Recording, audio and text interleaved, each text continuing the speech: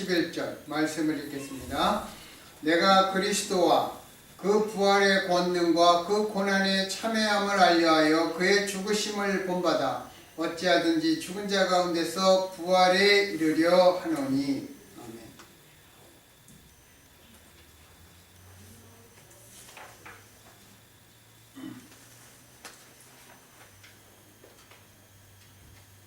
제가 그냥 교회 목회를 하기 전에 교회를 이제 다닐 때 사람들과 했던 말들을 가만히 생각해 보면 오늘날에 우리는 너무나 쉽게 주 예수를 안다 그렇게 말합니다. 영어로 하면 knowing Jesus입니다. 주 예수를 안다. 이것은 우리에게 복음이 굿뉴스, 마님을 강조하는 복음주의의 약점이기도 합니다. 내가 예수를 안다. 그리고 그 굿뉴스만을 강조하는 것, 그게 복음주의의 약점입니다. 우리 중에 과거의 내 모습과 현재의 내 모습이 주 예수를 아는데 아무런 문제가 되지 않는다고 스스럼 없이 말할 수 있는 사람은 매우 적습니다. 지금의 내 상태를 보고 내가 예수를 안다 그렇게 아무 거리낌 없이 말할 수 있는 사람은 매우 적습니다. 왜 그렇습니까? 우리가 그만큼 깊이 예수님을 알지 못하기 때문입니다.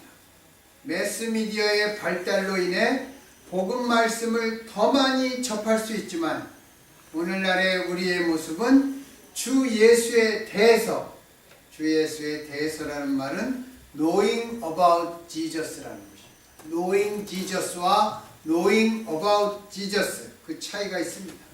그런데 우리는 knowing about Jesus에 대해서도 잘 모릅니다.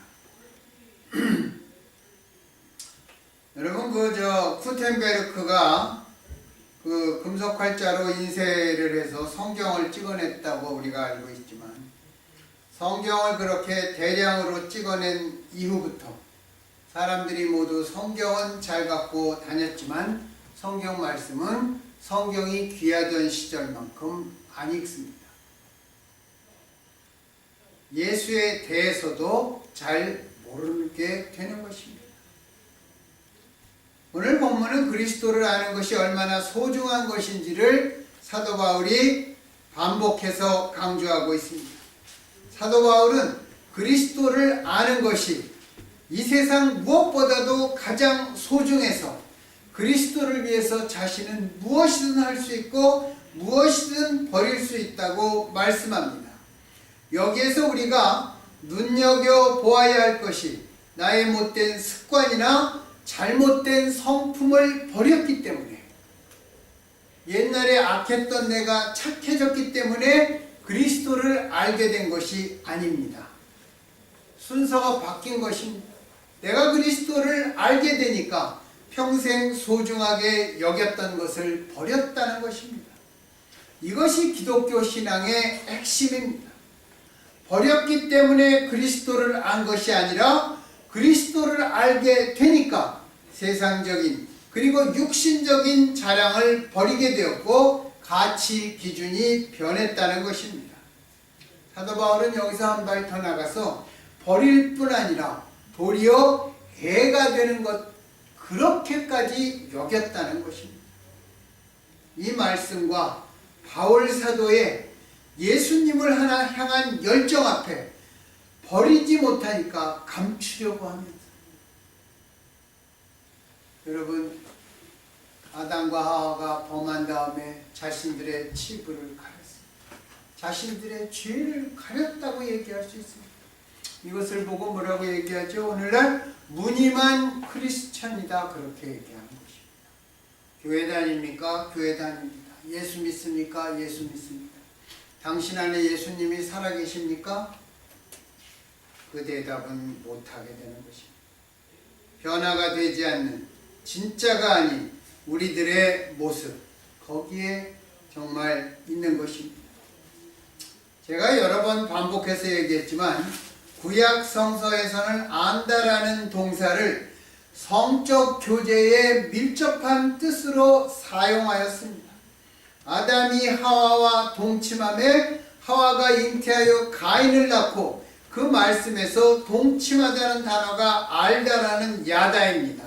이렇게 서로를 깊이 아는 것이 야다입니다.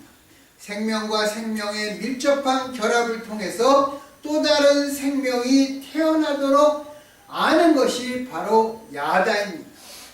마태복음 1장에 보면 요셉이 마리아가 아들을 낳기까지 동침하지 아니하더니 그 말씀도 알다라는 뜻으로 영어로는 어떻게 되어 있냐면 He had no union with her 그렇게 되어 있든지 아니면 He did not know her 그렇게 쓰여 있습니다. 요셉은 마리아가 자기 아내임을 압니다. 마리아의 나이도 알고 마리아의 얼굴도 알고 마리아의 집안도 압니다. 그러나 그 남자는 그 여자를 알지 않았다. 그 말은 둘 사이에 아직 깊은 관계나 교제가 없었다는 것입니다. 성경에서의 안다라는 뜻은 이처럼 깊은 인격적 관계를 나타내는 것입니다. 그러면 이 안다라는 뜻의 실제적 가늠은 우리들의 현실 생활에서 어느 정도까지 해야 하겠습니까? 창세기 2장에 보면 이런 말이 나오죠. 이러므로 남자가 그 부모를 떠나 그 아내와 연합하여 둘이 한 몸을 이룰지로다. 그게 하나님께서 규정하신 결혼의 definition. 이 한 몸이라고 하는 것은 어떤 것입니까? 한쪽이 아프면 다른 한쪽도 아픈 것입니다. 우리가 이쪽을 꼬집으면 이쪽도 아픈 것입니다. 부부 사이에 아내가 아프면 남편도 아픈 것이고 남편이 아프면 아내도 아픈 것입니다. 아내가 아픈데 남편은 무심하거나 남편이 아픈데 아내는 제3자 취급하면 그것은 한 몸이 아닌 것입니다. 이쪽만 아픈 것이 아니라 저쪽도 똑같이 아프다고 하는 것입니다. 반대로 한쪽이 기쁘면 다른 한쪽이 똑같이 기쁜 것입니다. 육신뿐만 아니라 마음까지 서로 같은 인격적으로 하나가 된 연합체요 유기체인 것입니다. 한쪽이 아픈데 다른 쪽이 아무렇지도 않으면 안다가 아닙니다. 우리가 이 말씀 앞에 부모와 자식 사이에 특히 어머니와 자식 사이에는 우리가 안다. 어머니의 마음은 안다. 그렇게 얘기할 수 있습니다. 그러면 여러분들의 부부 사이는 어떻습니까? 한번 좀 생각해 보아야 할 것입니다. 어떤 사람이 살다가 아내가 암이 걸렸어요. 암이 걸려서 죽게 생겼습니다. 그 남편이 혼자 그 한강에 나와서 한참 생각합니다. 내 아내가 나하고 살아서 저렇게 아프게 그런 생각을 해야 그게 부부인 것입니다. 뭐 상황이 이래서 아프고 저래서 아프고 누구 때문에 아프고 그것이 나하고 살았기 때문에 그렇게 된 것인가. 그래야 그것이 한 몸인 것입니다. 그러면 예수를 안다고 하는 것은 무엇입니까? 예수를 안다. 그것은 예수님께 대한 어떤 사실을 알고 있는 것, 그것만이 아닙니다. 아니면 또 어떤 기독교의 이론이나 성경 말씀을 줄줄 외우고 아는 것이 아닙니다. 예수를 안다는 것은 예수 그리스도의 생명과 나의 생명이 모든 면에서 하나를 이루는 것입니다. 그리고 참으로 예수를 안다 라고 하는 것의 핵심은 오늘 본문을 통해서 예수 그리스도의 부활의 권능을 아는 것입니다. 여러분, 이 부활의 권능을 정말 알기를 정말 소원합니다. 부활은 주 예수께나 우리에게나 놀라운 일입니다. 물론 예수 그리스도의 부활은 역사적으로 2000년 전에 있었던 사실이지만 우리에게는 단순히 과거에 있었던 일만은 아닙니다. 예수 그리스도의 부활은 크리스찬 개개인들의 삶과 죽음에 대한 종착역입니다. 예수 그리스도의 부활, 그것이 우리에게도 부활이기 때문에 우리들의 삶과 죽음에 대한 종착역입니다. 우리가 만일 부활을 모른 채 십자가만 생각한다면 우리의 인생처럼 불쌍한 인생은 없을 것입니다. 사도 바울도 성경에서 그랬습니다. 우리가 예수의 부활을 보지만 우리의 바람이 사는 것, 그것이 이 생에서만 끝난다면 우리처럼 불쌍하고 가련한 사람은 없다, 그렇게 얘기했습니다.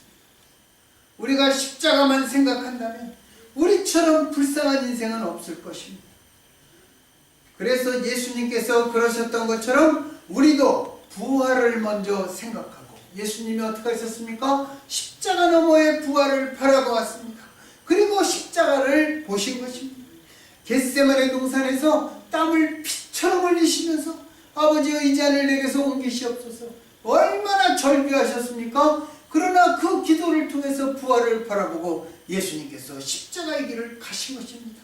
십자가가 먼저 있었던 것이 아니라 부활이 먼저 보인 것입니다. 사망 권세를 이긴 부활을 먼저 바라보면서 예수님을 따라 내 십자가를 지고 가는 것입니다.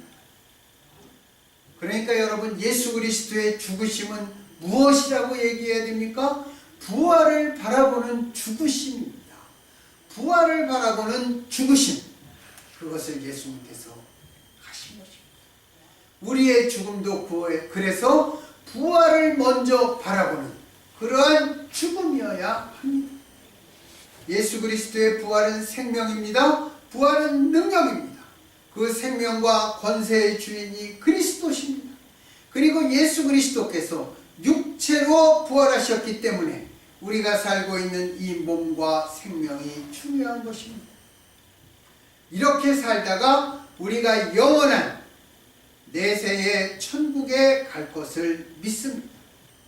왜 믿습니까? 예수님께서 우리 앞서 부활하셔서 살아계시기 때문에 우리가 그것을 믿는 것입니다.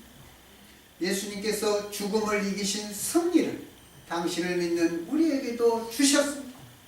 그래서 그분의 승리가 우리의 승리입니다. 또 그분이 영원한 생명을 주셨고 그 영원한 생명이 우리의 생명입니다. 그래서 우리의 육신의 죽음은 인생의 끝이 아니라 다음 세계를 향한 새로운 시작이 되는 것입니다. 죽음은 끝이 아닙니다. 죽음은 새로운 시작입니다. 그리고 그 새로운 시작의 나라, 하나님 나라에서는 우리는 이 세상에서 우리가 서로 보고 가졌고 비교했던 그러한 모습들과는 전혀 다른 모습으로 만날 것입니다. 이 세상의 신분, 이 세상에서 가졌던 지위, 내 학식, 내 재물 등과는 전혀 다른 모습으로 우리는 하나님 나라에서 만나게 될 것입니다. 여러분, 이 세상은 길어야 몇 년입니까? 요새 아무리 길어야 100년입니다. 100년. 여러분, 지금까지 살아온 그 나이가 천천히 지나온 것 같습니까? 금방 지난 것 같죠? 앞으로 우리가 살다가 90세, 80세, 100세, 그것도 금방 지나갈 것입니다. 왜 부활이 능력입니까? 아무리 죽어도, 또 아무리 죽여도 사망을 이기고 살아나기 때문입니다. 또 부활, 우리가 그 다니엘서 12장에 보면 뭐가 있죠? 주님을 안 자와 모른 자가 똑같이 부활합니다. 하나는 영생의 부활이요 또 하나는 영벌의 부활입니다. 그러나 여기에서 말하는, 제가 말하는 부활, 사도 바울이 말하는 부활은 영생의 부활입니다. 우리가 왜 부활할 수 있습니까? 예수님께서 십자가에서 돌아가심으로 우리들의 죄가 다 씻어졌기 때문에 우리가 부활하는 것입니다. 우리가 죄인이었기 때문에 죽었습니다. 여러분, 우리는 몇 번 태어나고 몇 번 죽는다고 생각합니까? 한 번 태어나고 한 번 죽습니까? 그렇지 않을 것입니다. 우리가 예수를 믿고 거듭났다면 우리는 3번 태어나고 이 땅에서 어머니의 품을 통해서 태어나고 예수님 안에서 거듭나면서 태어나고 천국에서 눈을 뜨면서 태어나고 그러나 우리는 이 땅에서 죽습니다. 이 땅에서 죽고 난 다음에 어떻게 합니까? 주님 앞에 가면 둘째 사망이 우리를 기다리고 있는 것입니다. 예수를 모르면 기다리고 있는 것입니다. 예수님께서 우리의 죄값, 사망할 수밖에 없는 그 죄값을 치르고 우리를 사망의 권세에서 구원하셨습니다. 그래서 예수님 안에 우리에게는 둘째 사망이 없는 것입니다. 우리는 하나님 나라에서 부활할 것입니다.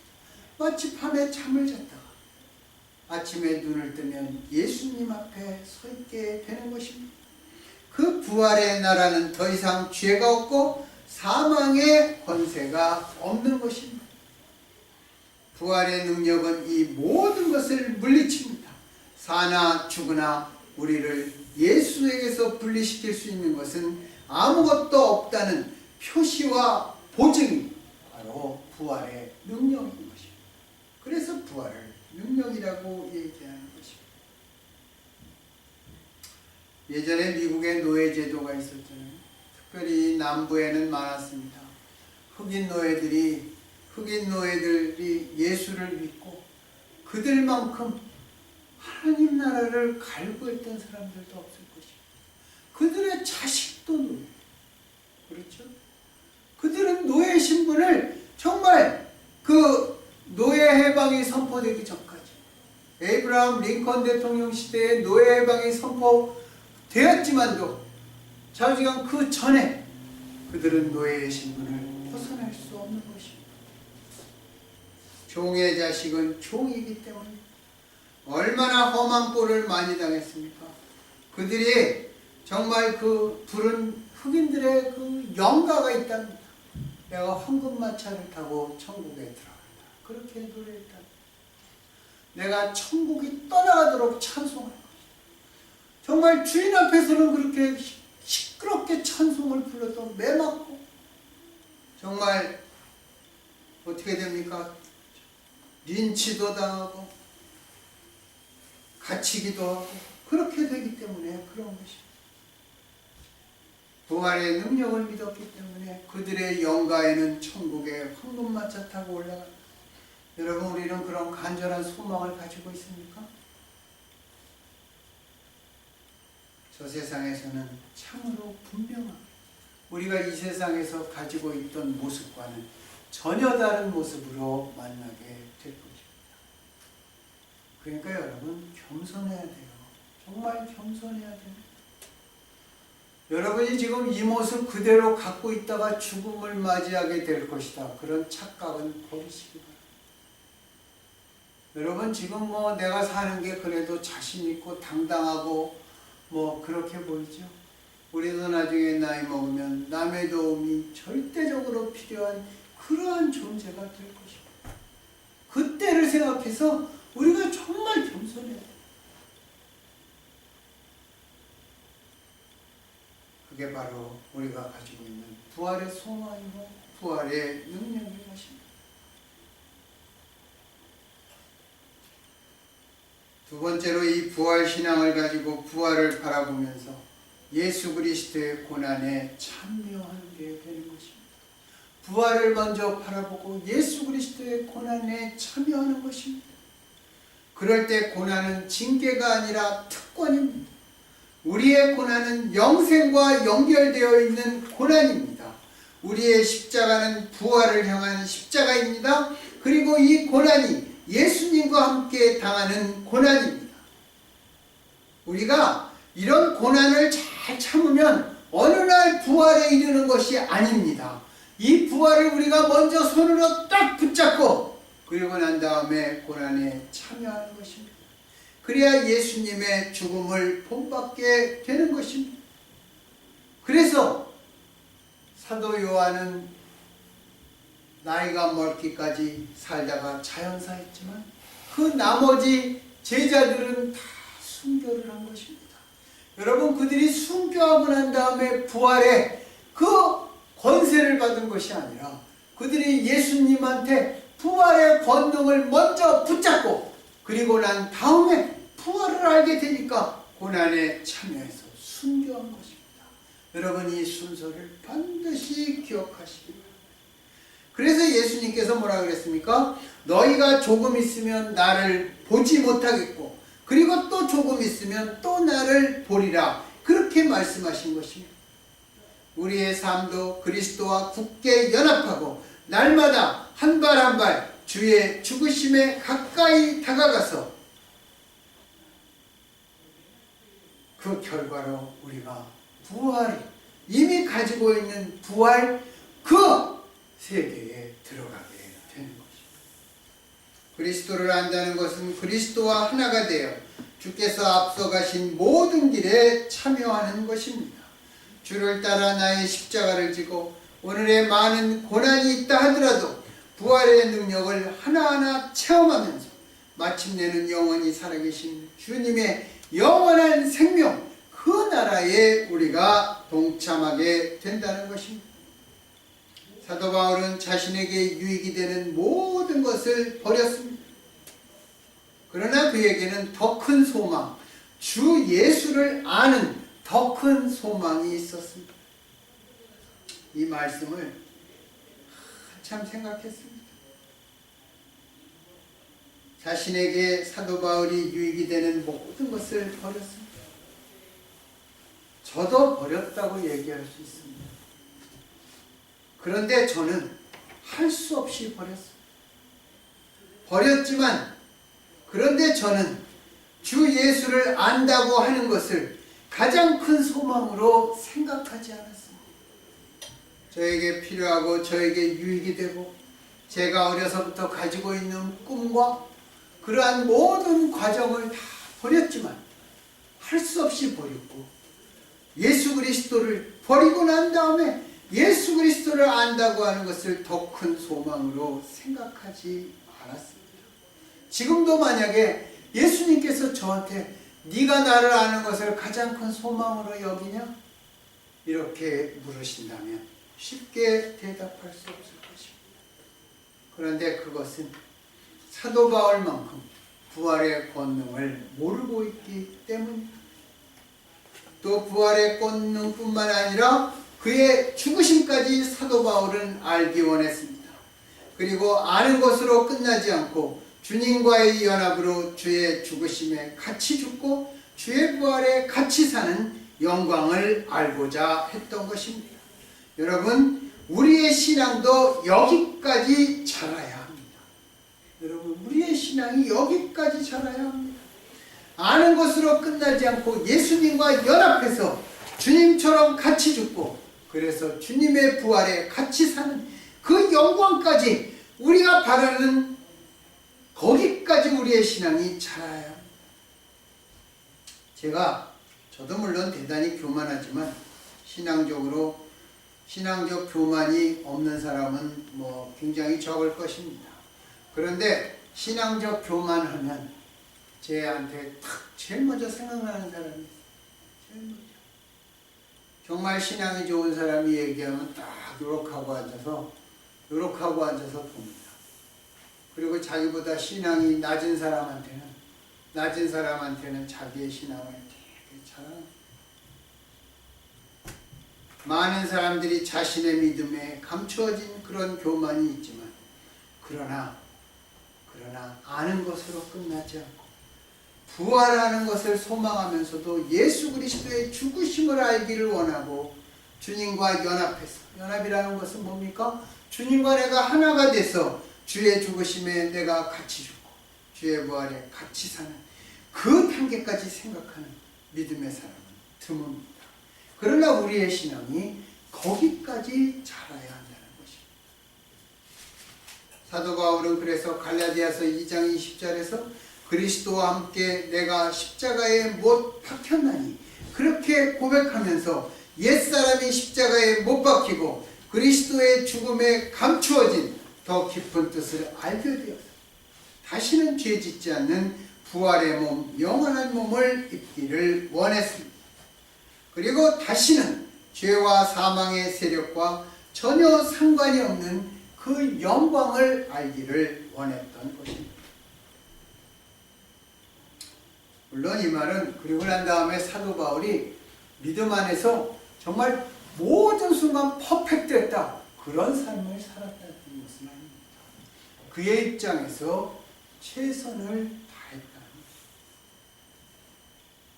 이처럼 주를 알고 주와 연합한 자가 되기를 간절히 사모하는 우리 모두가 되기를, 이 사순절과 또 만물이 새롭게 소생하는 봄의 길목에서 사도 바울을 통해서 깊은 신앙 고백을 주시고 우리가 당신과 하나 되기를 원하시는 우리 주 예수 그리스도의 이름으로 간절히 축원합니다.